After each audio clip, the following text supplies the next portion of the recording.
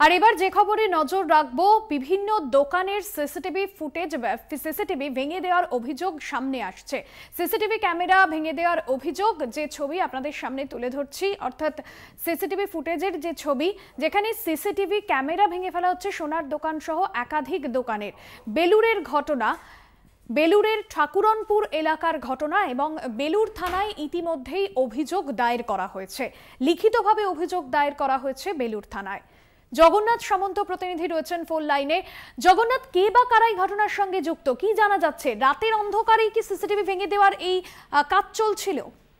দেখো, একেবারে ঠিকই বলেছো, রাতের অন্ধকারে দুষ্কৃতীরা এই কাজগুলো করেছে এবং 10 থেকে 12টি সিসিটিভি ক্যামেরা খুলে নিয়ে চলে যাওয়া হয়েছে। এবং আতঙ্কিত গিরিশ ঘোষ রোডে ঠাকুরপুকুরে এলাকার যে দোকানদাররা এবং ব্যবসায়ীরা, এখানে সোনার দোকান রয়েছে, এখানে ওষুধের দোকান, কাপড়ের দোকান, এখানে লক্ষ লক্ষ টাকা টার্নওভার আছে, কিন্তু সেই জায়গায় তারা নিজস্ব সিসিটিভি লাগিয়েছিল এবং রাতে কোনো রকম অপ্রীতিকর ঘটনা না ঘটে।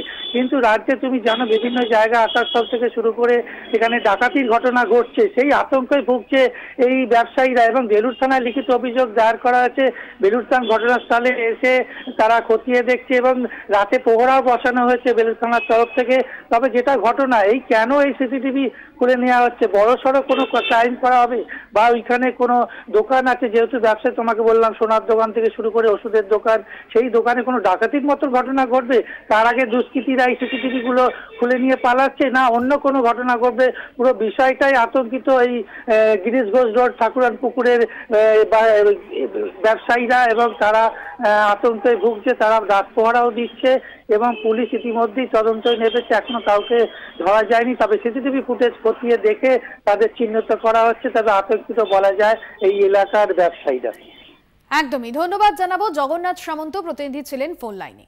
সোনা সহ একাধিক দোকানের সামনের যে সিসিটিভি ফুটেজ, সেই ফুটেজ ভেঙে দেওয়ার অভিযোগ, বেলুরের ঠাকুরনপুর এলাকার ঘটনা।